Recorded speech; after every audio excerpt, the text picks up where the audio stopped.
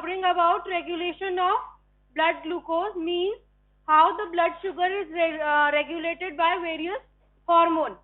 So insulin is a hypoglycemic hormone. The mean of hypoglycemia means decrease in the blood glucose level, and hyperglycemic means the hormones which increase the blood sugar levels. These are basically glucagon, epinephrine and growth hormone.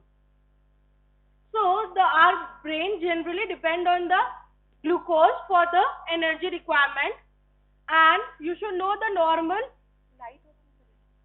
ये visible है?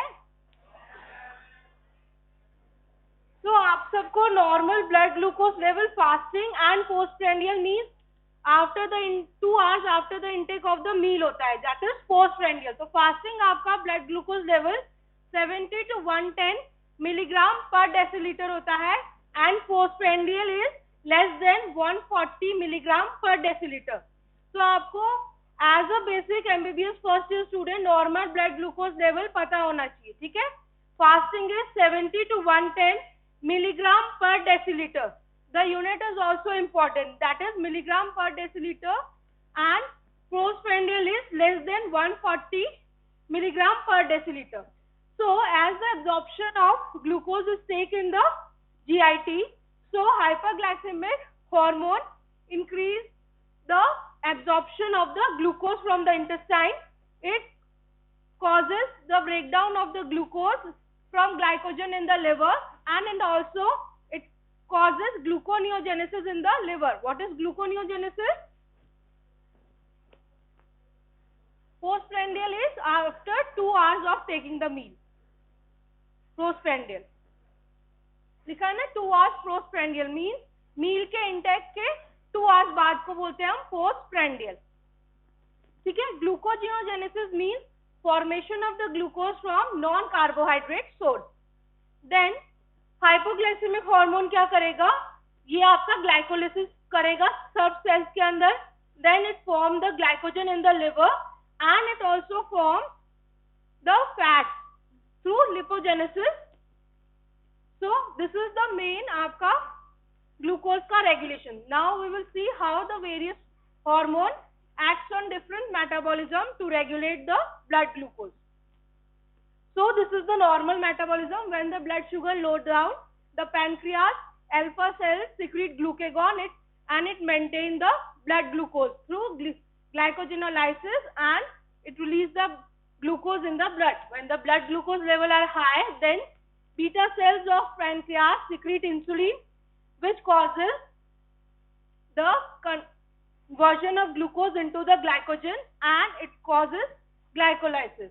Then blood sugar level is maintained. तो ये आपका normal regulation है blood glucose का. Then है during fasting state में क्या होगा? जैसे ही क्योंकि fasting state है तो यानी क्या होगा, ग्लूकेगॉन का लेवल जो है वो इंक्रीज हो जाएगा ताकि वो ग्लूकोज को लेवल को मेंटेन करे. तो ग्लूकेगॉन क्या करेगा, आपका ग्लाइकोजिनोलाइसिस करेगा, ठीक है? देन मसल के अंदर ग्लूकोनियोजेनेसिस करेगा. देन लिवर जो आपके एडिपोज टिश्यू है उसका क्या करेगा, lipolysis means break down of the fat from the adipose tissue and as well as from the muscle, ठीक है? एंड क्या क्या इनहिबिट होगा, lipogenesis means formation of lipids from the glucose. Glucose से लिपिड कैसे फॉर्म होगा, first glucose converted into the pyruvate, then pyruvate से acetyl coenzyme से, देन फिर आपका फैटी एसिड सिंथेसिस. अब postprandial means after the intake of the food क्या होगा, इंसुलिन का लेवल इंक्रीज हो जाएगा जो कि क्या करेगा, ग्लाइकोजन का सिंथेसिस. देन एब्जॉर्प्शन जो है उसको डिक्रीज करेगा, एब्जॉर्प्शन ज्यादा से ज्यादा होगा. उसके बाद क्या होगा, वो ग्लूकोज जो है वो उसका ब्रेकडाउन होगा through glycolysis and it causes lipogenesis. The glucose is converted into free fatty acid and it converts gradually into the fat. Then these are the effect of various hormones in our blood. So insulin is a hypoglycemic hormone. It lowers the blood glucose level, it promotes the glycogen synthesis, it promotes glycolysis and it inhibits gluconeogenesis. ठीक है? अब glucagon which is secreted by the alpha cells of the pancreas. It is a hyperglycemic hormone. It increases the blood glucose level by glycogenolysis increase करता है ये, then gluconeogenesis increase करेगा, then glycogen का synthesis depress करेगा and आपका glycolysis को inhibit करेगा. Then cortisol, it is also a hyperglycemic hormone. It increases the blood glucose by increasing gluconeogenesis. ठीक है? And it also release amino acid from the muscle. Then फिर वो amino acid जो है वो किस में convert हो जाएंगे? To the glucose through gluconeogenesis. ठीक है? Then epinephrine और adrenaline, ये भी hyperglycemic hormone है. ये blood sugar level increase करता है. कैसे? Glycogenolysis करके, and it also enhances the gluconeogenesis. Then आपका growth hormone, it also the increases blood glucose level by decreasing the glycolysis. जो growth hormone है उसका सिर्फ आपका fatty acid mobilization में help है and it decrease the glycolysis. Then this का insulin का secretion mechanism, दो तरीके के transport होते हैं. एक तो डायरेक्टली चैनल होता है, ग्लूकोज की entry through GLUT receptor directly cells के अंदर हो जाती है. सेकेंड होता है with ATP channel, sodium potassium glucose potassium channels होते हैं, ग्लूकोज सोडियम चैनल होते हैं विच इज एटीपी डिपेंडेंट, जिसके कारण ग्लूकोज की एंट्री होती है. Glucose and sodium are symporters. Symporters means वो चैनल जो एक डायरेक्शन में वर्क करे उसे बोलते हैं सिम्पोर्टर्स. दैट्स वाई जब भी हम ORS देते हैं पेशेंट को, तो ORS में हम सॉल्ट इसलिए ही इंक्लूड करते हैं क्योंकि ग्लूकोज की एंट्री इन द सेल्स के लिए आपका सोडियम रिक्वायर्ड है. बिकॉज ग्लूकोज सोडियम चैनल के थ्रू आपके ग्लूकोज की एंट्री होती है in the cells. That's why in the ORS we add a little bit of salt with the glucose.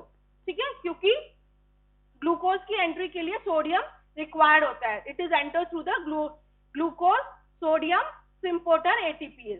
Then calcium channel के थ्रू भी glucose की entry होती है and then insulin are secreted from the pancreas. Then ये insulin का receptors है, इसमें alpha and beta unit होती है. जैसे ही इंसुलिन बाइंड करेगी अल्फा रिसेप्टर से, तो फॉस्फोराइलेशन होगा किसका? इंसुलिन रिस्पॉन्स सबस्ट्रेट का. देन फिर वो फॉस्फोराइलेशन रिएक्शन करेगा. ठीक है? दिस इज ये टायरोसिन काइनेज के थ्रू जो होती है वो आपका इंसुलिन एक्ट करता है. जब आप हार्मोन का मैकेनिज्म पढ़ेंगे देन वेरियस हार्मोन जो है वो वेरियस मैकेनिज्म के थ्रू एक्ट करते हैं. कुछ जो होते हैं वो साइक्लिक AMP के थ्रू एक्ट करते हैं, कुछ जो है वो साइक्लिक GMP के थ्रू एक्ट करते हैं हार्मोन, और कुछ जो है वो टायरोसिन के कारण एक्टिवेट करते हैं. तो जो इंसुलिन है that depends on the tyrosine kinase. Then kinase का क्या काम होता है? फॉस्फोराइलेशन. जहां पे भी काइनेज एंजाइम आता है उसका मतलब होता है वो या तो फॉस्फोराइलेशन कराता है या डिफॉस्फोराइलेशन कराता है. सो इंसुलिन का रिसेप्टर जैसे ही बाइंड हुआ अल्फा रिसेप्टर से, तो उसने काइनेज को, टायरोसिन काइनेज को एक्टिवेट कर दिया, जिसके कारण इंसुलिन रिस्पॉन्स सबस्ट्रेट एक्टिवेट हो गया, फॉस्फोराइलेट, और फिर वो सेलुलर एक्टिविटी परफॉर्म करेगा. Then what is the action of the glucose in general metabolism? Glucose का सारे मेटाबॉलिज्म में रोल होता है, carbohydrate, lipid and the fat. First क्या होता है कि ग्लूकोज जो होता है, इंसुलिन जो होता है, वो आपके सिर्फ GLUT4 रिसेप्टर पे ही एक्ट करता है. GLUT2 जो रिसेप्टर्स होता है, जो बेसिकली हर सेल के अंदर प्रेजेंट होता है, basically present in the liver, it is independent to the action of insulin. तो जो इंसुलिन होता है वो सिर्फ GLUT4 रिसेप्टर पे एक्ट करता है and it is present in the adipose tissue. ठीक है? सो GLUT4 रिसेप्टर जैसे इंसुलिन का एक्शन होता है वैसे ही उसका क्या होता है? ग्लूकोज का एंट्री हो जाती है in the cell with the activation of the GLUT4 receptor. And जो GLUT2 रिसेप्टर्स होते हैं that is present in the liver which is independent of insulin action. Then वो उसका यूटिलाइजेशन बढ़ा देता है बाय इंक्रीजिंग ग्लाइकोलिसिस. जो कि एंजाइम्स हैं ग्लाइकोलिसिस के, वो क्या है? Glucokinase, फॉस्फोफ्रक्टोकाइनेज and pyruvate kinase. So in enzyme को एक्टिवेट करके वो ग्लाइकोलिसिस को इंक्रीज कर देता है. देन उसका स्टोरेज इंक्रीज करेगा by increasing glycogen synthase. Then it increase the lipogenesis. Lipogenesis कैसे increase करेगा? अभी आपका नेक्स्ट में लिपिड मेटाबॉलिज्म स्टार्ट में हो जाएगा. तो that is the enzyme of lipid और fatty acid synthesis, acetyl coenzyme में कार्बोक्सिलेज. तो एसिटाइल कोएंजाइम में कार्बोक्सिलेज की एक्टिविटी को बढ़ाकर वो लाइपोजेनेसिस करेगा. And it also activate the glucose 6-phosphate dehydrogenase enzyme. Then anti-lipolytic activity means जो एंजाइम लाइपेज होता है वो क्या करता है? It break down the fat into free fatty acids and glycerol. So जो आपका इंसुलिन है वो लाइपेज की एक्टिविटी को कम करता है. Then it decrease the gluconeogenesis. जो इसके की एंजाइम्स है वो डिक्रीज हो जाएंगे. Then anti ketogenic effect. ये जो HMG कोएंजाइम में सिंथेस है वो क्या करता है? फैट को कीटोन बॉडी में सिंथेसाइज करता है विद द हेल्प ऑफ. तो ज्यादा यदि एसिटाइल कोएंजाइम सिक्रीट होगा हमारी बॉडी में तो उसके कारण क्या होगा?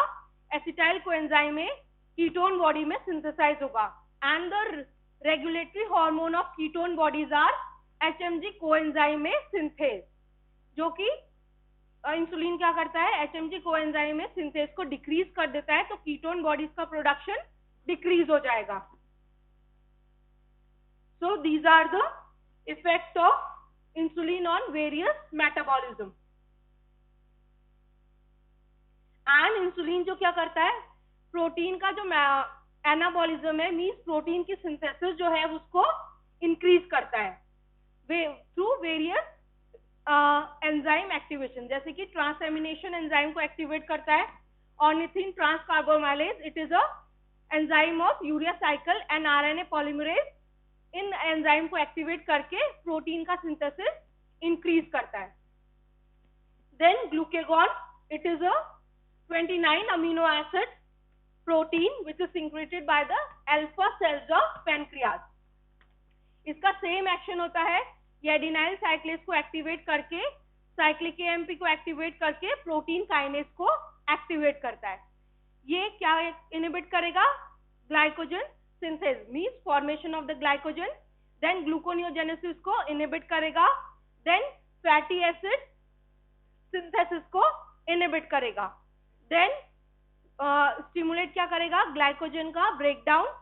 Then breakdown of the lipid and then gluconeogenesis को इनहिबिट करेगा.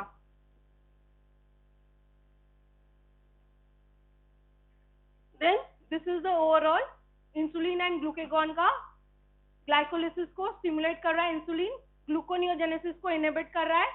देन ग्लूकोनियोजेनेसिस को इनहिबिट करेगा, ग्लाइकोजिनोलाइसिस को भी इनहिबिट करेगा. देन ग्लाइकोजन सिंथेसिस को एक्टिवेट करेगा. देन लिपोलाइसिस को इंसुलिन जो है वो इनहिबिट करेगा एंड कीटोन बॉडी सिंथेसिस को इनहिबिट करेगा. एंड प्रोटीन में इसका एनाबॉलिक रोल होता है, means formation of protein. So overall जो है इंसुलिन ब्लड ग्लूकोज लेवल को डिक्रीज करता है. तो इंसुलिन एंड ग्लूकेगॉन का अपोजिट एक्शन होता है. जो इंसुलिन स्टिमुलेट करेगा वो ग्लूकेगॉन इनहिबिट करेगा.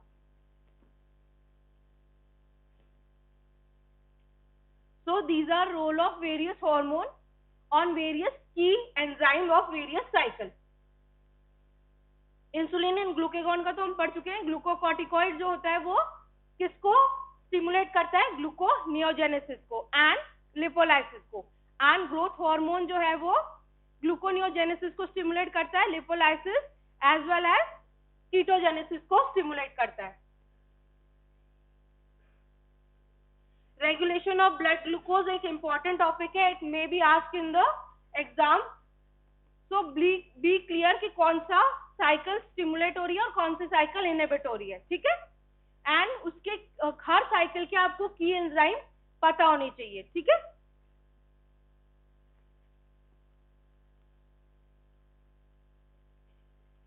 ये चार्ट आपको ऑलरेडी बुक में गिवन है. ठीक है. अब जो है मेनली कि हम ग्लूकोज एस्टिमेशन कैसे करते हैं. You should know about this. Generally lab में जो होता है हम कौन सा इनहिबिटर यूज करते हैं ग्लूकोज के एस्टिमेशन के लिए? फ्लोराइड. ठीक है. क्यों फ्लोराइड क्यों यूज करते हैं? बिकॉज हमारे आरबीसी में कंटिन्यूअसली ग्लाइकोलाइसिस होता है. To inhibit the process of glycolysis we use fluoride while to test the blood glucose level in a laboratory.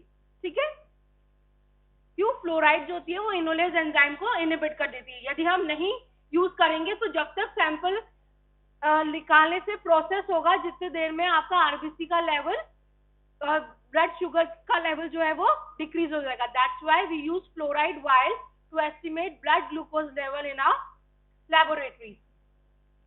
So fasting का मतलब क्या होता है? लास्ट मील से 12 आवर्स का ब्रेक होना चाहिए. ठीक है, एंड विदाउट एनी ब्रेकफास्ट हम फास्टिंग सैंपल कलेक्ट करते हैं. Again postprandial is after meal. जो 2 आवर्स का सैंपल होता है उसे बोलते हैं हम पोस्टप्रेंडियल. ठीक है, एंड ग्लूकोज टॉलरेंस टेस्ट हम करते हैं. उसमें हम कि ग्लूकोज पेशेंट को इनटेक कराते हैं, देन फिर उसका क्या इफेक्ट आता है उसके बॉडी में. तो हर हाफ एन आवर के बाद हम उसका वो लेते हैं ब्लड ग्लूकोज का सैंपल एंड एस्टिमेट करते हैं कर्व से. You will be learning it in practicals, glucose tolerance test. Then हम ग्राफ प्लॉट करते हैं एंड वेरियस उसकी वैल्यूज देखते हैं. तो after intake of the glucose 1 hour के बाद पीक आपको अचीव होती है, देन उसके बाद ग्रेजुअली डिक्रीज करता है. तो 1 आवर के बाद आपको पीक क्यों मिलेगी?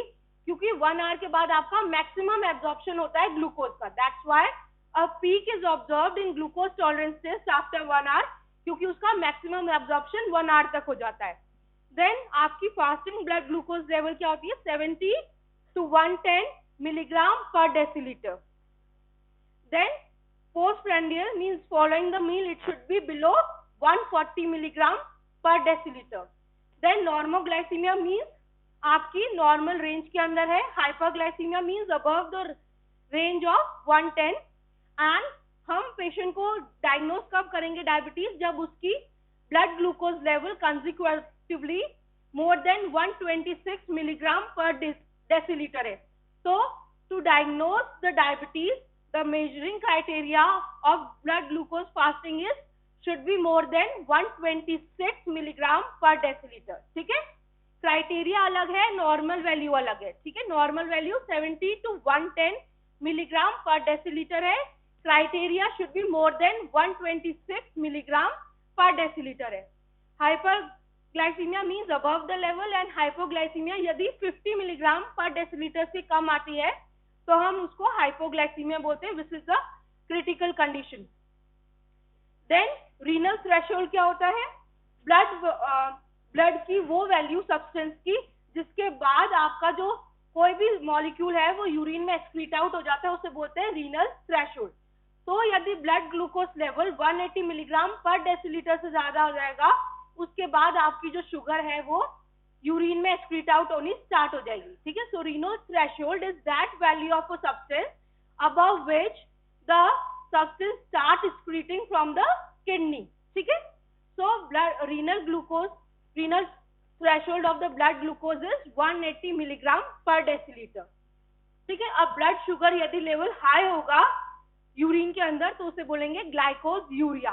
ठीक है, 3 टाइप के होते हैं, alimentary, renal and emotional. Emotional means यदि स्ट्रेस की कंडीशन में ब्लड शुगर लेवल इंक्रीज हो जाएगी तो उसको बोलेंगे अपन रीनल. एंड एलिमेंट्री यदि आपके इंटेस्टाइनल कोई प्रॉब्लम है, यदि इंटेस्टाइनल प्रॉपर एब्जॉर्प्शन नहीं हो रहा जिसके कारण किडनी जो है वो एक्सक्रीट कर रही है यूरिन को, उसे बोलेंगे alimentary glycosuria, which occur in a case of either intestinal blockage or in case of thyroid. Thyroid में क्या होता है कि एब्जॉर्प्शन जो होता है वो डिक्रीज हो जाता है, जिसके कारण आपका फॉल्सली जो आपकी ब्लड शुगर है वो नॉर्मल रहेगी, लेकिन फिर भी किडनी में जो है वो एक्सक्रीट होगी. क्यों? क्योंकि प्रॉपर एब्जॉर्ब नहीं हो पा रही, तो उसे बोलेंगे एलिमेंट्री ग्लाइकोज्यूरिया. रीनल ग्लाइकोज्यूरिया में क्या होता है? इन केस ऑफ ओल्ड एज और एनी रीनल डिजीज आपका रीनल थ्रेशोल्ड डिक्रीज हो जाता है. नॉर्मली तो रीनल थ्रेशोल्ड 180 है, यदि किडनी कोई प्रॉब्लम होगी इन और ओल्ड एज आपका रीनल थ्रेशोल्ड डिक्रीज हो जाएगा. जब रीनल थ्रेशोल्ड डिक्रीज हो जाएगा तो आपका ब्लड शुगर नॉर्मल होते हुए भी किडनी जो है वो प्रॉपर एब्जॉर्ब नहीं कर पाएगी ग्लूकोज को, तो वो एक्सक्रीट होगा in a kidney. So they are 3 types of glycosuria, alimentary, renal and emotional. So diagnostic criteria of diabetes, fasting should be more than 126 for more than one occasion. मतलब यदि सिर्फ एक बार में आ गया तो हम डायग्नोज नहीं कर सकते कि पेशेंट को डायबिटीज है. आपके 2-3 बार आप टेस्ट करेंगे, यदि कंसेक्यूटिवली रेज जा रहा है जब ही हम डायग्नोज करेंगे कि पेशेंट को डायबिटीज है. और यदि उसका 2 hours post glucose test more than 200 आ रहा है, और या उसकी रैंडम ब्लड शुगर मीन्स ना तो वो फास्टिंग है, आपको पता नहीं कि पेशेंट फास्टिंग है या विद मील है, ठीक है, तो उससे बोलते हैं हम रैंडम ब्लड शुगर लेवल.